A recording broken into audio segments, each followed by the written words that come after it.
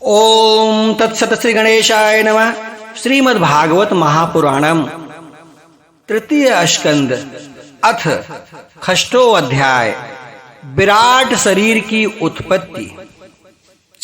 मैत्रेय ऋषि ने कहा, सर्वशक्तिमान भगवान ने जब देखा कि आपस में संगठित न होने के कारण ये मेरा महत्व आदि शक्तियां विश्व रचना के कार्य में असमर्थ हो रही हैं, तब वे काल शक्ति को स्वीकार करके एक साथ ही महतत्व, अहंकार, पंचभूत, पंच तन्मात्रा और मन सहित 11 इंद्रियां इन 23 तत्वों के समुदाय में प्रविष्ट हो गए। उनमें प्रविष्ट होकर उन्होंने जीवों के सोए हुए अदृश्य को जागृत किया और परस्पर विलग होते हुए तत्व समूह को अपनी क्रिया शक्ति के द्वारा आपस में मिला दिया। इस प्रकार जब भगवान ने अदृश्य को कार्योन्मुख किया, तब उस 23 तत्वों के समूह ने भगवान की प्रेरणा से अपने अंशों द्वारा अधिपुरुष विराट को उत्पन्न किया। अर्थात जब भगवान ने अंश रूप से अपने उस शरीर में प्रवेश किया, तब वह विश्व रचना करने वाला महत्वादि का समुदाय एक दूसरे से मिलकर परिणाम को प्राप्त हुआ। यह तत्वों का परिणाम ही विराट पुरुष है, जिसमें चराचर जगत विद्यमान है।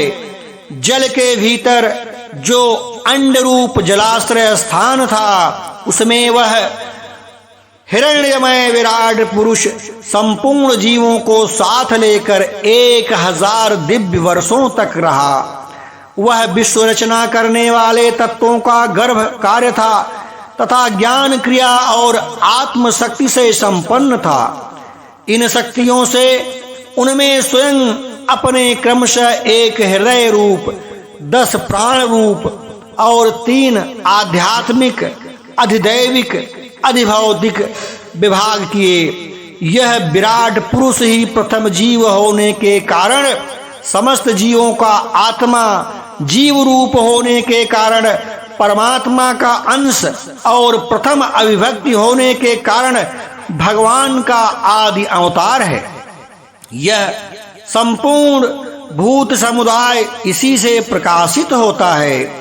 यह आध्यात्म, अधिभूत और अधिदेव रूप से 3 प्रकार का, प्राण रूप से 10 प्रकार का और हृदय रूप से 1 प्रकार का है।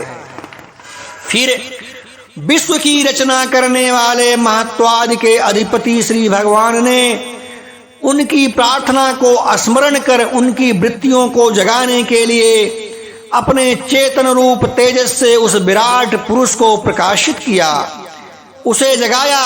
उसके जागृत होते ही देवताओं के लिए कितने स्थान प्रकट हुए, यह मैं बतलाता हूं, सुनो। विराट पुरुष के पहले मुख प्रकट हुआ, उसमें लोकपाल अग्नि अपने अंश वागेंद्रिय के समेत प्रविष्ट हो गया, जिससे यह जीव बोलता है।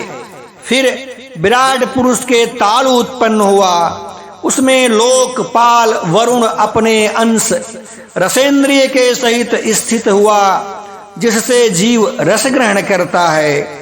इसके पश्चात उस विराट पुरुष के नथुने से प्रकट हुए, उसने दोनों अश्विनी कुमार अपने अंश घ्राणेन्द्रिय के सहित प्रविष्ट हुए, जिसमें जीव गंध ग्रहण करता है।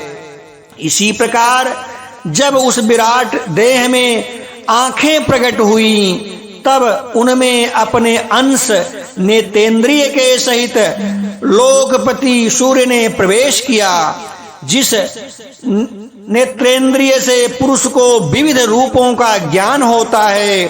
फिर उस विराट विग्रह में त्वचा उत्पन्न हुई, उसमें अपने अंश त्वगिंद्रय के सहित वायु स्थित हुआ, जिस त्वगिंद्रय से जीव स्पर्श का अनुभव करता है। जब उसके कर्ण छिद्र प्रकट हुए, तब उनमें अपने अंश श्रवणेन्द्रिय के सहित दिशाओं ने प्रवेश किया।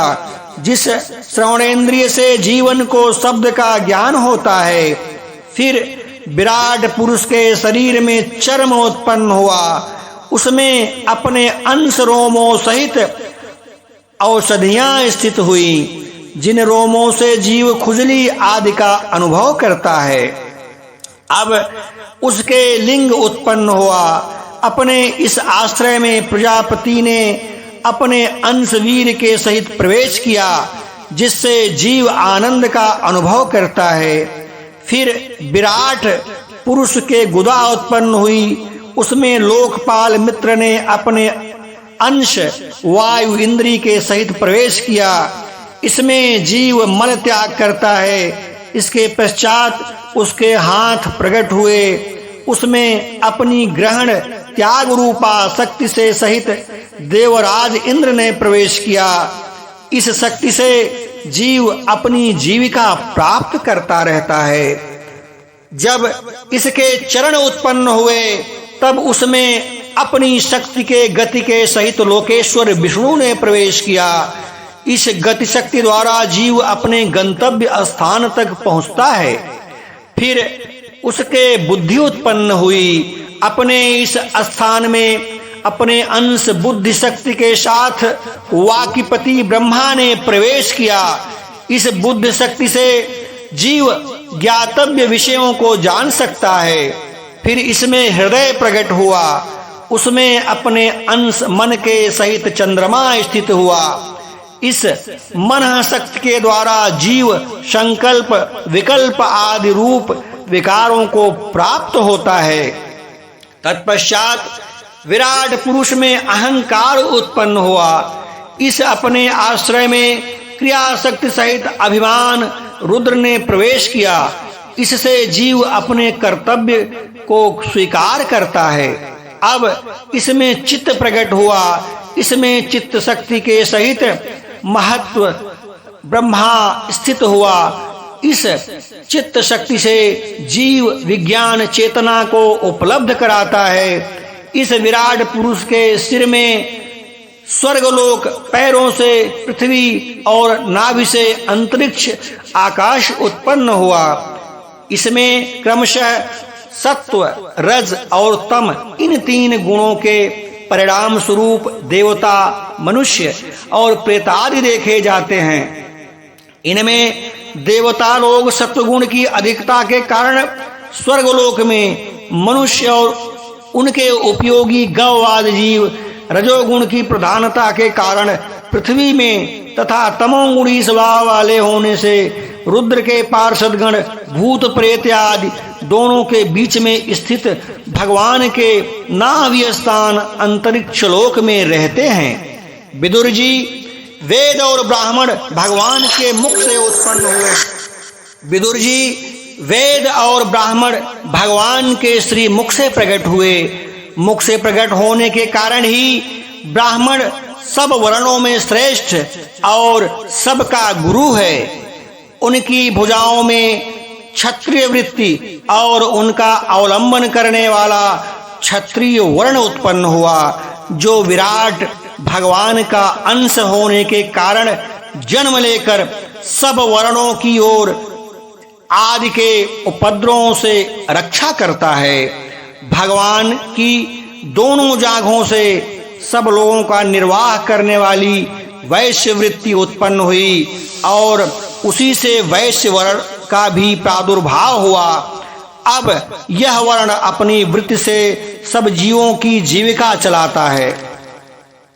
फिर सब धर्मों की सिद्धि के लिए भगवान के चरणों में सेवा वृष्टि उत्पन्न हुई और उन्हीं से पहल उन वृत्ति का अधिकारी शूद्र वर्ण भी प्रकट हुआ, जिनकी वृत्ति से श्री हरि प्रसन्न हो जाते हैं। ये चारों वर्ण अपनी अपनी वृत्तियों के सहित जिनसे उत्पन्न हुए हैं, उन अपने गुरु श्री हरि का अपने अपने धर्मों से चित्त शुद्धि के लिए श्रद्धा पूर्वक पूजन करते हैं। विदुर जी, यह विराट पुरुष काल कर्म और स्वभाव शक्ति से युक्त भगवान की योग माया के प्रभाव को प्रकट करने वाला है।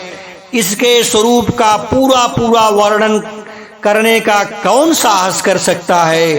तथापि प्यारे विदुर जी, अन्य व्यवहारिक चर्चाओं से अपवित्र हुई अपनी वाणी को पवित्र करने के लिए जैसी मेरी बुद्धि है, वैसा मैंने गुरु मुख से सुना है, वैसा श्री हरि का सुयश वर्णन करता हूँ। महापुरुषों का मत है कि पूर्ण श्लोक शिरोमणि श्री हरि के गुणों का गान करना ही मनुष्य की वाणी का तथा विद्वानों के मुख से भगवत कथा अमृत का पान करना ही उनके कानों का सबसे बड़ा लाभ है। वत्स, हम ही नहीं, यदि कभी श्री ब्रह्मा जी ने 1000 दिव्य वर्षों तक अपनी योग परिपक्व बुद्धि से विचार किया तो भी क्या वे भगवान की अमित महिमा का पार पा सके। अतः भगवान की माया बड़े बड़े मायावियों को भी मोहित कर देने वाली है। उसकी चक्कर में डालने वाली चाल अनंत है। अतएव स्वयं भगवान भी उनकी था नहीं लगा सकते, फिर दूसरे की तो बात ही क्या है। जहां न पहुंचकर मन के सहित वाणी भी लौट आती है तथा जिनका पार पाने में अहंकार के अभिमानी रुद्र तथा अन्य इंद्राधिष्ठाता देवता भी समर्थ नहीं हैं, उन श्री भगवान को हम नमस्कार करते हैं। श्रीमद्भगवते महापुराणे परमहंसा संहिता तृतीय स्कंदे षष्ठो अध्याय संपूर्णम। बोलो वृंदावन बिहारी लाल की जय।